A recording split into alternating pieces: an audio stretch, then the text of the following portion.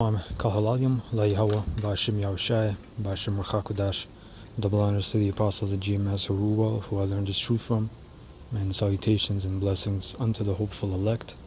Coming back once again through the spirit and power of Yahweh, Bashim Yahushai, Bashim Rachakodash. This lesson is going to deal with some things. I'm going to bring out, various topics, but I'm trying to keep it on one topic. And I'm going to start off with this image here.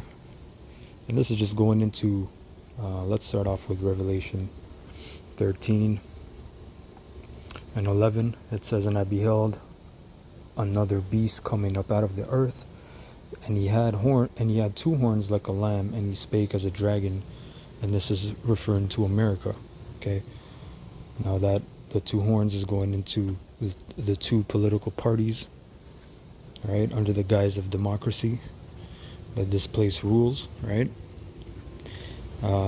In Canada you have the liberals and the conservatives, and in America you have Republicans and Democrats, which those two parties, they actually go back to the Roman Empire, the plebeians, and I forget the other name, the Latin name for it, right? Those are two Roman parties. So this is going into the fact that this system is really Rome all over again.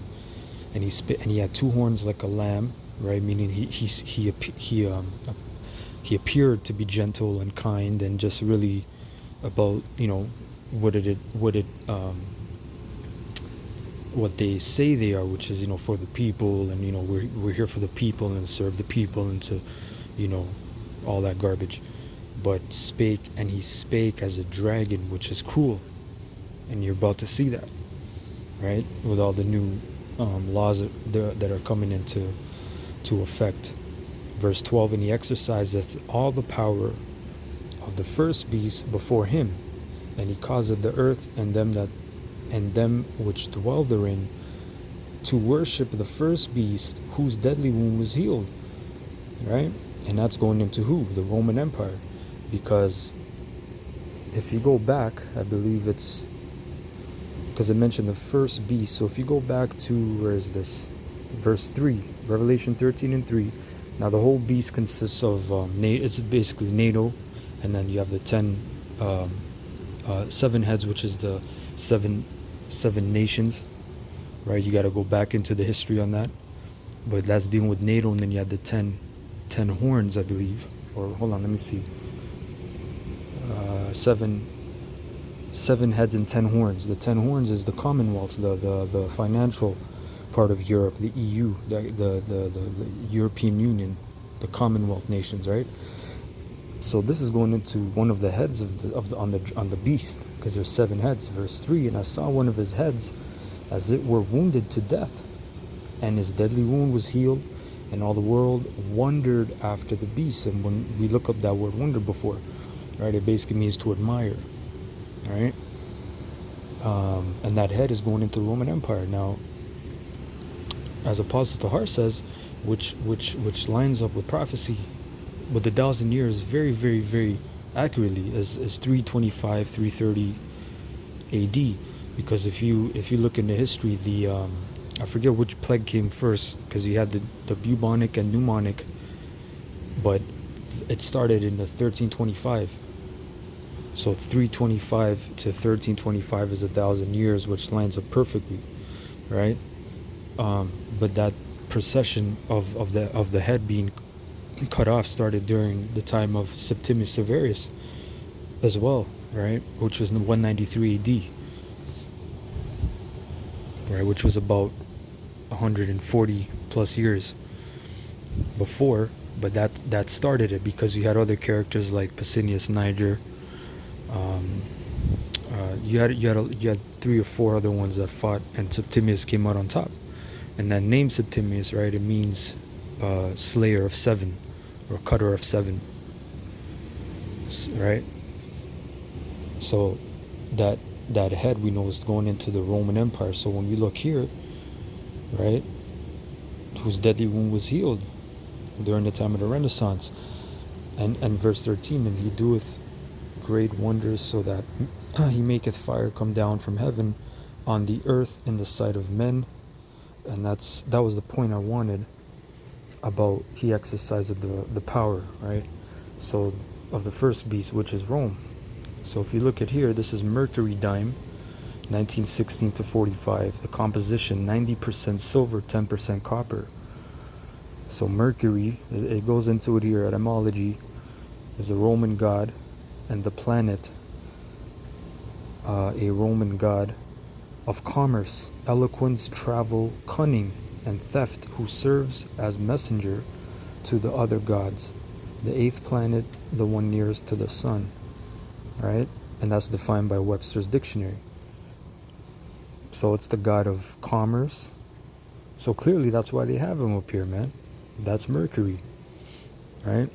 And then you have the fasces, which is this, the branches, which represents what? Fasces or fasces, bundle, Latin fascia, a bundle of rods, and among them an axe with projecting blade, borne before ancient Roman magistrates as a badge of authority. So like I said, this is all going into the fact that we just read. What did we read? Verse 12, and he exerciseth all the power of the first beast before him. See? This is part of that. This is that witchcraft, man. And the word dime, etymology, is a tenth or a tithe. So who you giving a tithe to? The dime is the tithing to Rome. Mercury is the mediator, messenger between Rome and the sun god Baal. All right, and here they have Caesar's name, or Jesus. I don't even want to say it.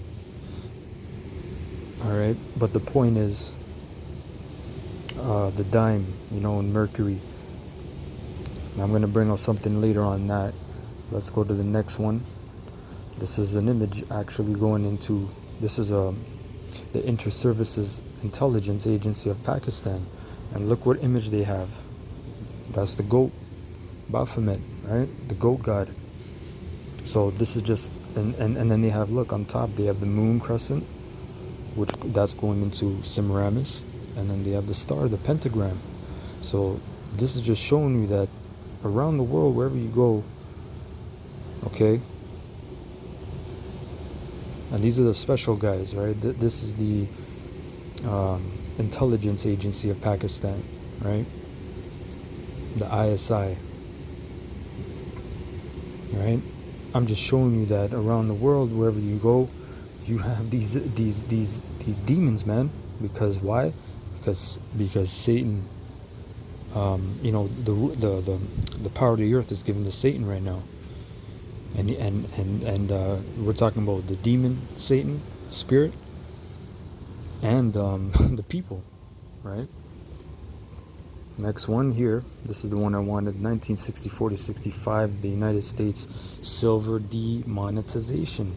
This was the last year that silver was used to mint coinage in the United States, whereby the silver content was 90%, now valued at $2.01, a blend of copper and nickel covering a copper core. In this case, the value of the metal in this coin is now 2 cents. So this dime you see here,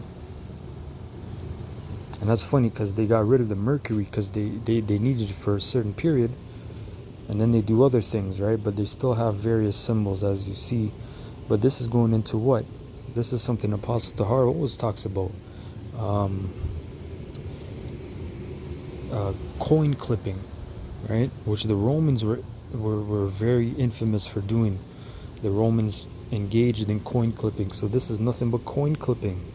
It's the same empire, man. If you have eyes to see, you will see. This is the same damn place, man. You see this? This is the Space Force. The man flipped the Space Force, and he flipped the image of Baphomet upside down, and you can clearly see on the Space Force. I mean, you don't have to really look into it. You can see it. And I believe that's the 6th branch of the government, so number 6, man.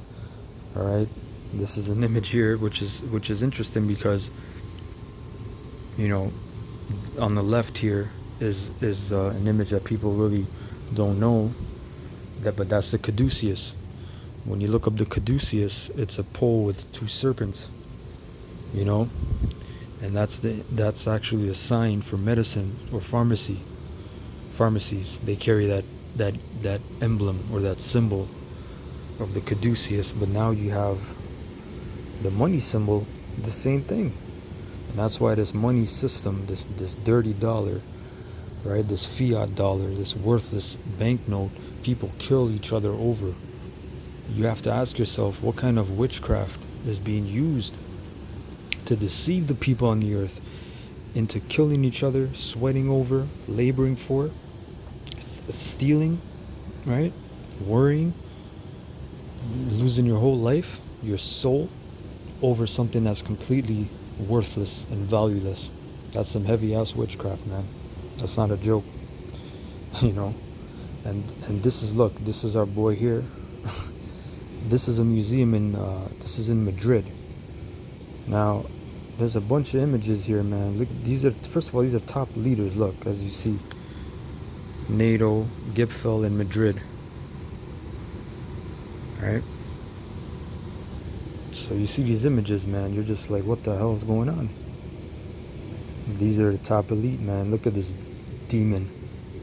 I'm talking about the one looking at the image.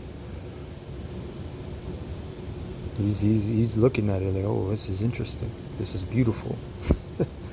These are, hey man, this is Ephesians 6 and 12. Right? The man he has an admirable look on his face, like a face of admiration. Right? For this. It's crazy. Right? But anyway, let's go Russia Today.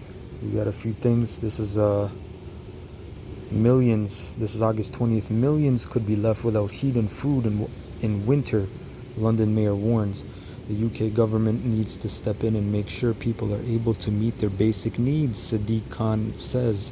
Millions of people in the UK could find themselves unable to put food on the table and heat their homes this coming winter if the government doesn't intervene. Right? So he's quoted by saying, "We've seen nothing like this before," Khan wrote on Twitter, referring to soaring energy prices and record inflation of more than 10%. We're facing a winter where for millions it won't be about choosing between heating or eating, but tragically being able to afford both, he warned. So last year, if you remember, when it was cold and they had the high gas prices,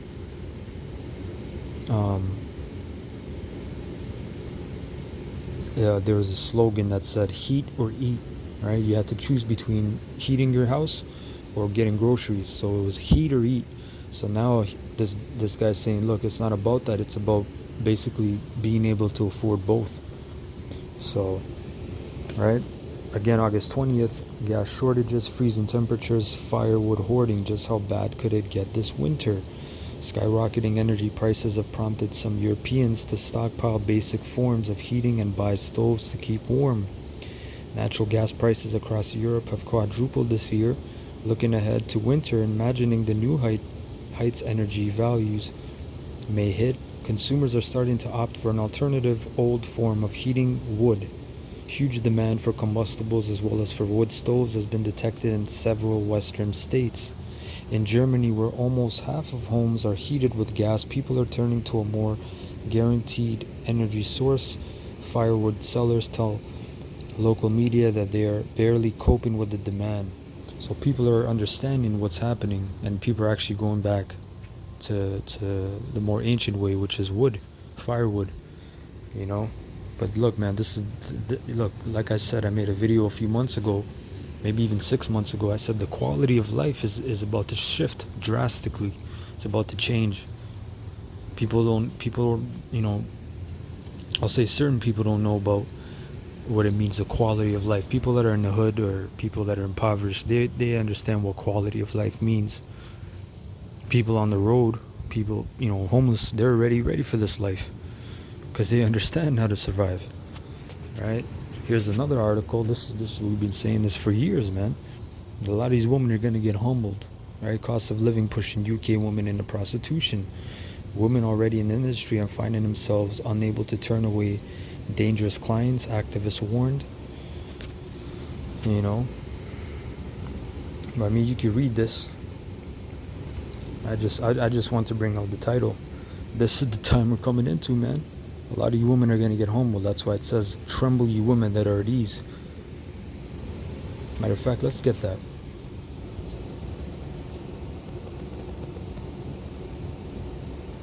Isaiah 32 and 9. Isaiah 32 and 9, it says, rise up, ye women that are at ease. Hear my voice, ye careless daughters. Give ear unto my speech. Many days and years shall ye be troubled. Ye careless women, for the vintage shall fail, the gathering shall not come. Tremble, ye women that are at ease. I have to say it a second time, man. This is not a game, man. This is about to get really serious. Be troubled, ye careless ones, strip you and make you bare, and gird sackcloth upon your loins. Right? No more Amiri, no more fucking Versace and Gucci and all right, no more Fashion Nova, none of that shit. Listen, man. Like I said, the quality of life is about to change, okay? About to shift. Right? And then the last one, EU drought worst in 500 years. This is August 23rd. Yesterday, a rainfall deficit will badly affect farming yields. The European Commission has warned. Europe is experiencing what appears to be the worst drought in 5 centuries. The European Commission warned on Tuesday, citing a new analysis released by the EU's Joint Research Center. So that's interesting. 500 years, man. That's about the time these devils came over on these, on this continent, to this continent. From 1492 onwards. So, hey, this is just beautiful. All right. So I hope you're edified. Kal halalim la Yahweh Bahashem Yahweh Shai Bahashem Rakha HaKodash. Double honors to the apostles of GMS who I learned this truth from, and salutations and blessings unto the hopeful elect. Shalom.